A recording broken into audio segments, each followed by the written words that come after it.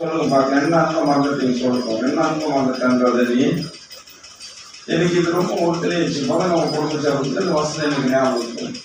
அன்னிலிருந்து நான் என்ன பண்ணுறேன், தியானம் பண்ணி நீங்கிறேன். அந்த வசனத்திலே தேடி பார்க்கும்போது சுமார் 100கணக்கான வசனங்கள் இருக்குது அன்பை பற்றி. 1 2 இல்லை, 100கணக்கான வசனங்கள் இருக்குது அன்பு. மீறி இந்த அன்பு தான் இந்த வேதத்தில் சொல்லப்பட்டு இருக்கிறது. அப்போ முதல்ல நம்ம என்ன அன்பை மறந்துட்டோம்? என்ன மறந்துட்டு என்ன கம்மந்துட்ட சொல்லிட்டோம்? அன்பு. ஃபர்ஸ்ட் இந்த அன்பை நம்ம மறந்துட்டோமா? என்ன அந்த அன்பு? விசுவாசமா? விசுவாசமாக நம்ம குறிப்பிட்டு நம்ம பேசலாம். தெய்வ பிள்ளையே விசுவாசமாக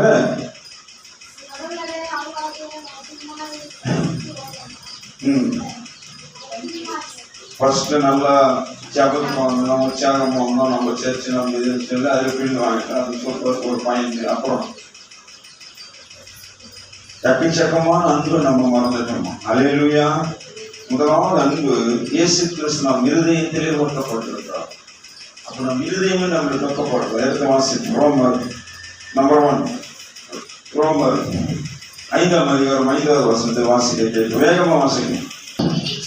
నీ ఇరిచిన మనలను సిగ్గుపరచదు మనకు అనుగ్రహింపబడిన పరిశుద్ధాత్మ ద్వారా దేవుని ప్రేమ కుమ్మరింపబడి ఉన్నది. కరగతండి దేవుని மேற்கொண்டு ஆண்டவராக இயேசு கிறிஸ்துவின் இருதயத்தில் அன்பை ஊற்றினார். அன்பு இல்லாத மனசுல நம்ம எல்லாம் அவருடைய அன்பு நம் இருதயத்தில் ஊற்றப்பட்டிருக்கிறார். அந்த அன்பு உங்களை வெக்கப்படுத்தலாம், அந்த அன்பு உங்களை சேவைப்படுத்தலாம். தெய்வங்களே, இன்னைக்கு நினைச்சு பார்க்கணும், ஆண்டவருக்கு நீ எவ்வளவு நேரத்தை கொடுத்திருக்கிற, ஆண்டவருக்கு நீ எவ்வளவு செபிச்சிருக்கிற, ஆண்டவருக்கு நீ எவ்வளவு நன்மைகள் பெற்றிருக்கிற. அந்த அன்பை நீ மறந்துட்டேன்னு உன் பேர்ல எனக்கு போராடுறாரு ஆண்டவர். எல்லாம் உண்மை இல்லையா? வாழ்த்து சொல்லுங்க. எல்லாம் உண்மை இல்லையா? எவ்வளவு நன்மைகளை செஞ்சாரு. ஒருத்தன் பசியாகிறான், அவனுக்கு சோறு போடுற அன்பு ஊற்றி இருக்கிறான். ஒருத்தன் கண்ணீரோடு இருக்கிறான், அவன் கண்ணீரை தொடையன்ற அன்பு உனக்கு ஊற்றி இருக்கிறான். அவன் துக்கப்படுத்துகிறான், அந்த துக்கத்தை போய் சமாதானப்படுத்துகின்ற அன்பு அவர் உனக்கு ஊற்றி இருக்கிறார். இந்த அன்பு உன் இருதயத்தை ஊற்றப்பட்டிருக்கிறது. நம்ம நேசிக்கிறோமா? தேவப்பிள்ளையை யோசிச்சப்பா. கணவன் மனைவிக்குள்ள முதல் இருந்த அன்பு இப்ப இருக்குதா? பிள்ளையை பெற்றெடுத்து கொஞ்சம் அன்பு இருக்கிறதா? இருக்குதா? அந்த அன்பு இப்போ இல்லை. அதுதான் சொல்றேன், உன் இருதயத்திலே நான் அன்பை ஊற்றி இருக்கிறேன் மகளே. உன் இருதயத்திலே நான் அன்பை வீட்டு இருக்கிறேன் மகனே. அந்த அன்பை நீ மறந்துட்ட, உன் பேரில் எனக்கு போறாங்க. ஓடி வந்த நம்ம சபை, ஓடி வந்த நம்ம மாஸ்டர், ஓடி வந்த நம்ம வீடு, ஓடி வந்த என் கணவன், ஓடி வந்த என் பிள்ளை, ஓடி வந்த என் மாமன், ஓடி வந்த என் மருமகன், ஓடி வந்த அந்த அன்பு எங்க? அந்த அன்பு எங்க?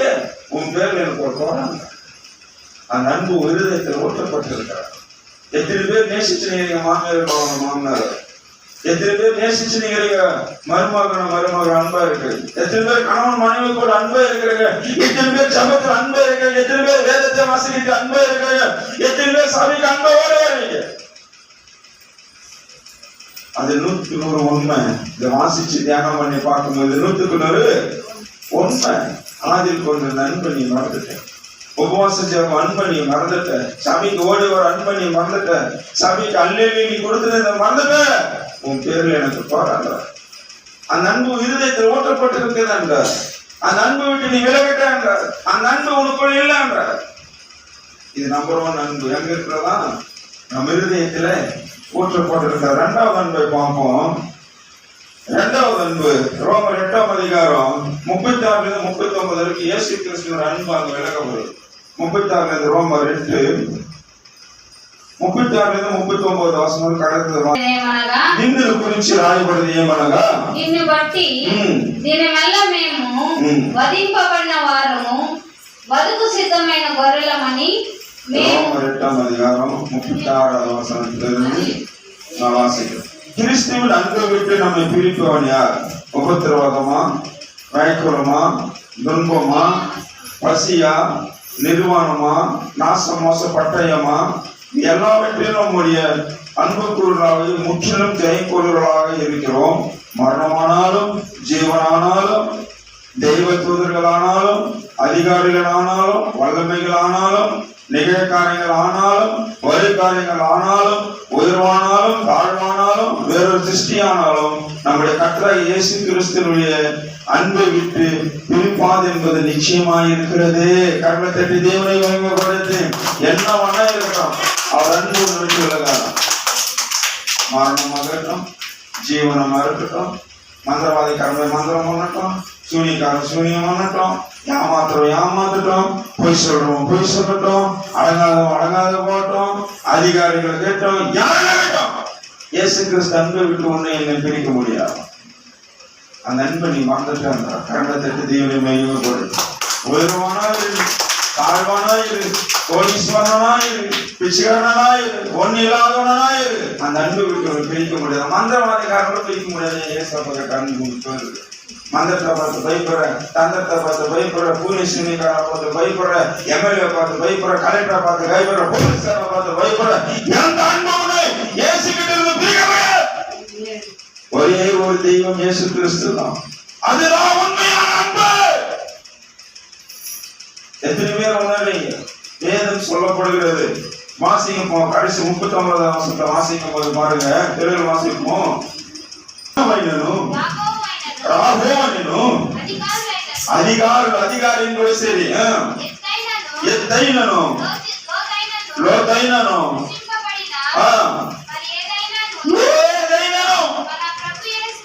మన ప్రభు యేసు அன்பிலிருந்து பிரிக்க முடியாது. கரங்களை தட்டி சோத்திரம் சொல்லுங்க. இன்னைக்கு புரிஞ்சுக்க. ஃபர்ஸ்ட் இதயத்துல அந்த அன்பு ஓட்டப்பட்டிருக்கிறது. இரண்டாவது இயேசு கிறிஸ்து அன்பிலிருந்து ஒரு யாராலும் என்ன பண்ண முடியாதாயா? பிரிக்கவும் முடியாது. யாராலும் பிரிக்க முடியாது. நீ சட்டாலும் உயிரோடு இருந்தாலும், போனாலும் வந்தாலும், பணக்காரனா இருந்தாலும், கோடீஸ்வரனா இருந்தாலும், யார் இருந்தாலும் அன்பு என்ன பண்ண முடியாது? பிரிக்க முடியாது. அது இயேசு கிறிஸ்துவினுடைய அன்பு. அது உண்மையான அன்பு. அது எனக்கு அப்படியே வேற தந்திரக்காரர்கள் அதிகாரிகள் துறைத்தனோட மோசம் பண்ண முடியாது. இயேசு கிறிஸ்துவை அவரை நேசிக்கிறோம். அந்த அன்பு இருதயத்தில் ஊற்றப்பட்டிருக்கிறது. தேவ பிள்ளைங்க ஆதில் கொண்டிருந்த அன்பை நீ மறந்துட்டேன். மறந்தமா இல்லையா? மறந்தமா இல்லையா? அதுதான் இன்னைக்கு உணர்த்த 6வது மாசம் 30ஆம் தேதி கடைசி ஆராதனை. இயேசு கிறிஸ்து அன்பு நம்ம மறந்துட்டோம். பணம் இருந்தா ஒரு அன்பு, பணம் இல்லைன்னா ஒரு அன்பு, அதிசயம் நடந்தா ஒரு அன்பு, அதிசயம் நடக்கலன்னா ஒரு அன்பு, தேர்க்க தரிசனம் வரைச்சா ஒரு அன்பு, தேர்க்க தரிசனம் இல்லைன்னா ஒரு அன்பு. இந்த அன்பு ரொம்ப முக்கியமானது. இரண்டாவது அன்பு என்ன? இயேசு கிறிஸ்து எந்த சூழ்நிலையும் உன்னை விட்டு பிரியாத அன்பு. மூன்றாவது அன்பதை பார்க்கும்போது, மூன்றாவது அன்பை நாம் பார்க்கும்போது ரோமர் 5ஆம் அதிகாரம் 8வது வசனம். మన ఎడల తన ప్రేమను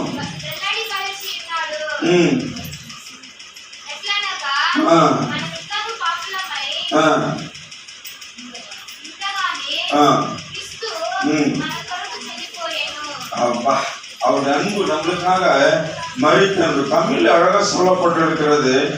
நம் பாவிகளா இருக்கையில் கிறிஸ்து நமக்காக மரித்ததினாலே தேவ நம் மேல் வைத்த தமது அன்பு விலக பண்ணுகிற கரண்டத்தை. யாராவது உனக்காக எனக்காக மரிக்க முடியுமா? யாராவது உனக்காக சிலுவை சுமக்க முடியுமா? யாராவது உனக்காக ரத்தத்தை சிந்த முடியுமா? யாராவது உனக்காக தலையில முழுக்க எடுத்து ஏற்றி கொள்ள முடியுமா?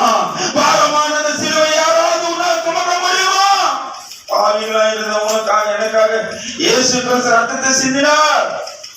அதான் அன்பு. வைத்திருக்கிற பணம் அன்பு கிடையாது. அது பிசாசு. பண ஆசை எல்லாத்தையும் நமக்கு வேற இருக்கிறது. யாருக்கு கோடி கொடுத்தே தச்ச கூட அது வேற இருக்கிறது. வேதம் சொல்லுகிறது. அல்லேலூயா. அந்த அன்பு ரொம்ப பெருசு. அந்த அன்பு இனப்படுத்தாது, வெட்கப்படுத்தாது. இயேசு கிறிஸ்துவின் அன்பு இவங்க எது தள்ளாது. மூன்றாவது அன்பு, அவர் நம்மளுக்காக சிலுவை சுமந்த அன்பு. நம் பாவத்துக்காகவே அவர் பாவம் அறியாதவர் வந்தார். அதுதான் அன்பு. நம்ம எதாவது செய்யுமா? பிளட் யாருக்கான கொடுக்கறனால நம்ம என்ன பண்றோம்? யோசிக்கிறோம். ஒரு 250 ml நம்ம கொடுக்கறதுக்கு யோசிக்கிறோம். ஆனா 6 ரத்தத்தை ஆண்டவர் நம்மளுக்காக செஞ்சுங்க. அதுதானே அன்பு. அழிக்கப்பட்ட போது, ஒடுக்கப்பட்ட போது வேகமா இருந்த. மூன்றாவது அன்பு, பாவத்துக்காக, நம்முடைய பாவங்களுக்காகவே அவர் அன்பை வந்து, அவர் சாவன்னு தெரியும், சிலுவை சுமக்கணும்னு தெரியும், நம்மளுக்கு இது வரும்னு தெரியும், ஆனால் அது அன்பு அவர் என்ன பண்ணாரு, ஏற்றிக்கொண்டு வந்தார். மூன்றாவது நம் பாவங்களுக்காகவே வந்த அன்பு. நான்காவது அன்பு நாம் பார்க்கும்போது, அல்லேலூயா.